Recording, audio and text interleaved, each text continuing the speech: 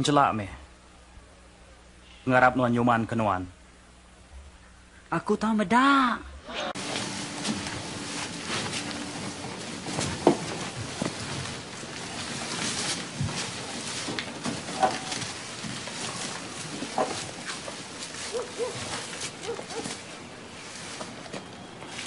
Son, thy sins be forgiven thee.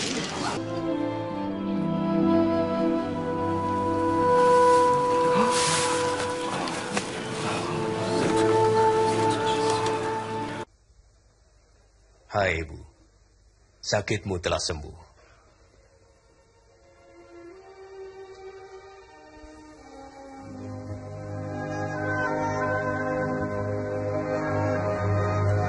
Lihat, lihat, dia sembuh. Ini suatu mujizat.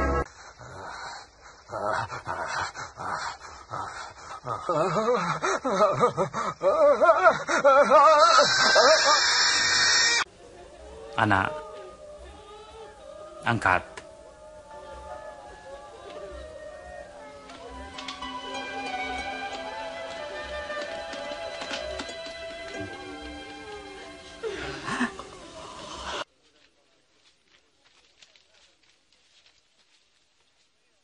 Terpujilah Engkau Tuhan, Raja semesta alam, yang menyediakan roti dan sumber dari segala berkat.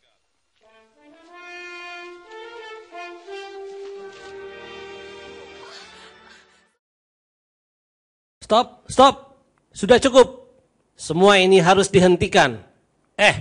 Ahli Taurat dan orang Farisi, kalian udah dapat orang yang akan memberikan saksi palsu kepada orang Nazaret itu? Waduh, saya belum dapat lagi nih, Pak Imam Kepala.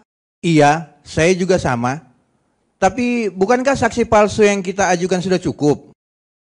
Memang cukup sih, tapi kesaksian mereka bertentangan satu dengan yang lain. Nggak jelas dan ngaco. Ya udah, kalau memang udah nggak ada lagi, kita akan mulai sidangnya. Dan bawa orang Nazaret itu masuk. Baiklah, pengawal, seret orang Nazaret itu ke sini. Hai kamu, ayo ikut saya. Hai Yesus, aku hampir hilang kesabaran karena kamu sering tidak menjawab pertanyaanku. Nah, aku akan mengajukan satu pertanyaan terakhir. Apakah engkau ini Mesias, anak Allah? Ya, akulah dia. Dan kelak kamu akan melihat anak manusia akan duduk di sebelah kanan tahta Allah. Kalian dengar sendiri bukan? Bagaimana dia menghujat Allah. Jadi kita tidak perlu saksi lagi. Dia harus dihukum mati. Pengawal, tolong hadirkan Pilatus ke sini. Siap, laksanakan. Sebenarnya, apa yang telah engkau perbuat? Mengapa justru bangsamu sendiri yang menyerahkan engkau kepadaku? Dia mengatakan dia seorang raja. Oh ya? Jadi engkau seorang raja? Ia juga menganggap dirinya anak Allah. Aku tidak mau mencampuri urusan kalian. Orang yang tak bersalah itu, kuserahkan pada kalian. Semua akibatnya, kalianlah yang menanggungnya, bukan aku. Sekarang, kalian boleh membawanya pergi. Seret dia keluar. Dia harus dihukum mati. Mari kita salibkan dia. Walaupun dalam rupa Allah, ia tidak menganggapnya sebagai suatu yang harus dipertahankan. Ia rela dihina dan diludahi, bahkan tubuhnya tercabik penuh luka. Darah mengalir di sekujur tubuhnya dan sakit tak tertahankan ia alami. Seharusnya kitalah yang dihukum, bukan dia. Tapi dia rela menanggung semua itu karena dia begitu mengasihi kita. Seperti domba dibawa ke tempat pembantaian, ia tidak membuka mulutnya. Mahkota berduri dan tajam ditancapkan di kepalanya. Kayu salib yang besar harus dipikulnya. Ia ditindas dan mengalami kesakitan yang sangat amat. Dia ditikam oleh pemberontakan kita. Dia diremukkan oleh kejahatan kita. Dia rela melakukan itu karena dia tidak mau kehilangan kita, anak-anaknya yang berharga. Kedua tangan dan kakinya dipaku, tubuhnya digantung di kayu salib. Sesungguhnya kutuk dan penyakit kitalah yang ditanggungnya. Semua itu dia lakukan untuk mendatangkan keselamatan buat kita.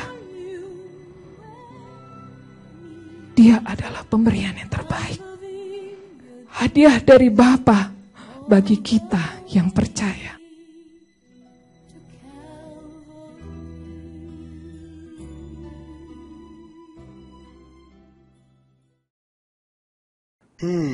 Dingin juga ya di sini. Mana ayah lupa kagak bawa jaket lagi. Ngomong-ngomong nih komandan, sebenarnya ayah heran sama tugas yang diberikan pada kita nih. Masa kitanya yang biasanya ditugasin berperang, kok sekarang disuruh jaga kuburan? Emangnya kita ini juru kunci apa? Adik-adik aja. Lagi pula, ini makam siapa sih? Kok sampai kudu dijaga sama tentara segala? Siapa sih yang dipendam di sini? Orang penting ya? Bang, meski kedengarannya aneh, tetap harus kita jalanin. Kubur yang kita jaga ini adalah kubur milik Yesus yang mati disalib 2 hari yang lalu. Nah, waktu masih hidup, dia ini pernah berkata bahwa pada hari yang ketiga dia akan bangkit. Tetapi pemimpin agama Yahudi tidak percaya. Mereka berpikir pasti muridnya nanti akan datang mencuri jasad guru mereka, supaya timbul kesan kalau dia bangkit. Oh, Inyong ngerti sekarang. Kita ditugaskan menjaga di sini.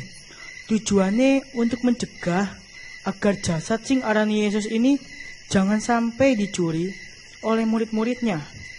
Betul tidak pikiran brilian Inyong ini, komandan? Betul, Mas Inyong. Itulah tujuan kita berjaga di sini.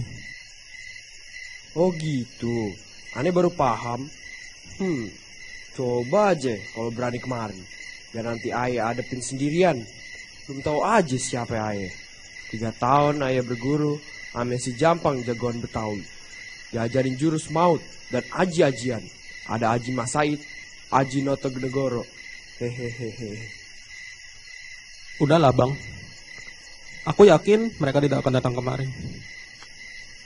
Kalau mau jujur, aku agak percaya sama omongan Yesus bahwa dia akan bangkit lagi pada hari yang ketiga. Yah, komandan, pakai nakut-nakutin segala. Komandan percaya gitu kalau orang udah mati bisa hidup lagi? Terus nyelonong keluar dari kuburannya gitu? Jangan bercanda komandan. Ayah jadi ngeri nih.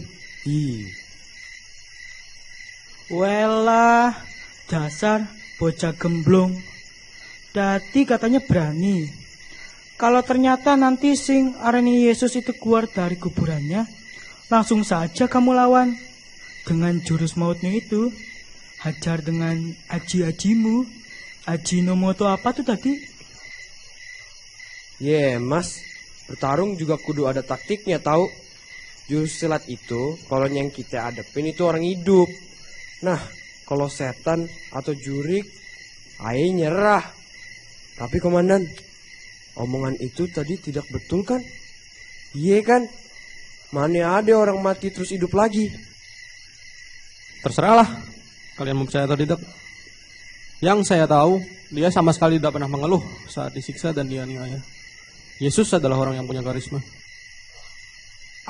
Sudahlah komandan. Inyong orang mudeng. Bingung ngomong karisma segala.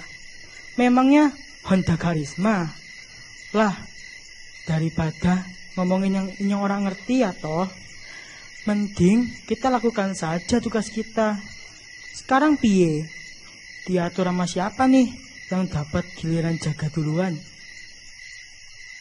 Baiklah, sekarang begini aja. Kalian berdua istirahat dulu, biar aku yang jaga untuk 2 jam ke depan. Setelah itu, gantian nanti 2 jam. Oke? Yoi, Oke lah ya.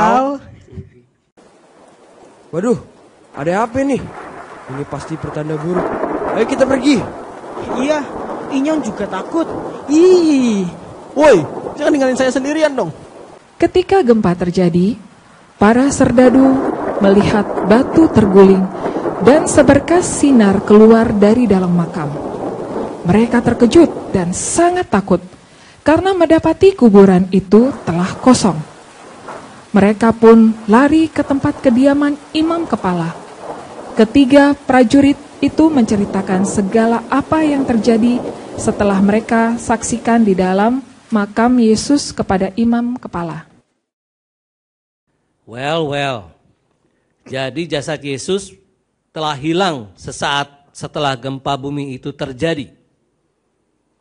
Dan kalian tidak melihat satupun murid Yesus, begitu? Betul, Mam. Begitulah yang kami saksikan. Memang kami tidak melihat persis bagaimana jasadnya bisa hilang. Karena kami sudah takut setengah mati ketika gempa berskala 9 skala Richter itu terjadi. Kami akan melaporkan kejadian ini kepada Pilatus bahwa... No.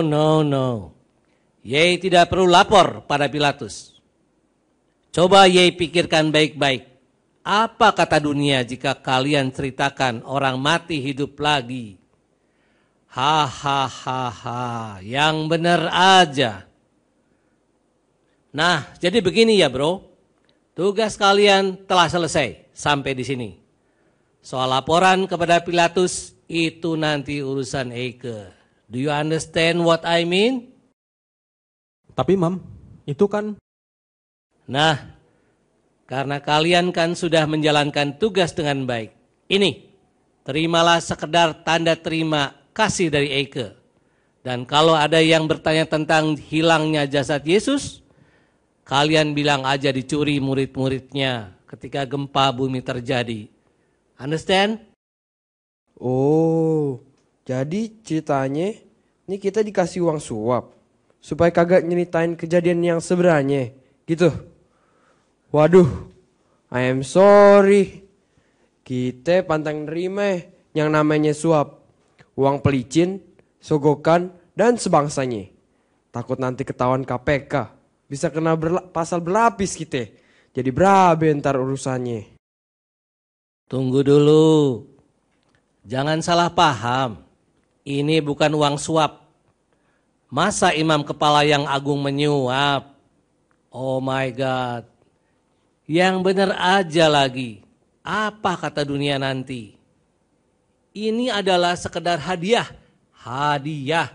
Tanda terima kasih. Siapapun boleh terima kan? Bukan begitu? Oh, jadi ini hadiah. Kalau hadiah mah siapa aja boleh nerima. Hehehe. Ya kalau udah rezeki emang kagak kemana-mana. Lumayan nih, bakal beli beras ntar di Carrefour. Mas Inyong, ayo buruan ambil. Ini hadiah buat kita. Rezeki nomplok. Jangan samakan Inyong sama kamu. Biarpun Inyong cuma prajurit kecil dan gaji tidak seberapa dibanding gaji anggota DPR. Tetapi sing arane suap, hadiah, uang pelicin, haram hukumnya buat Inyong menerimanya. Understand? Benar. Kita sebagai prajurit dilarang keras menerima pemberian dalam bentuk apapun. Ayo kembalikan. Sebagai prajurit, kami telah disumpah untuk berkata jujur. Hehehe, jujur kacang ijo. Dan, Yei jangan berlagak suci. Hari gini gitu loh, mana ada orang jujur. I tell you what, terima saja uang ini dan lupakan semuanya. Gampang banget kan?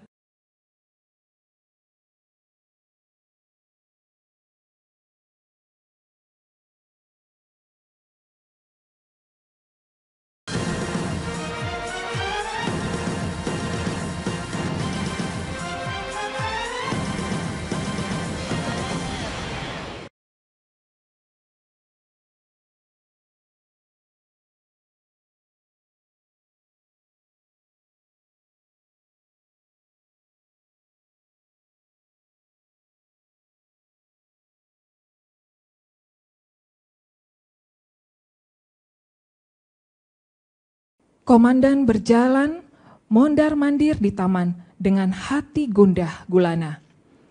Dan dia tidak menyadari kehadiran Mona sahabatnya.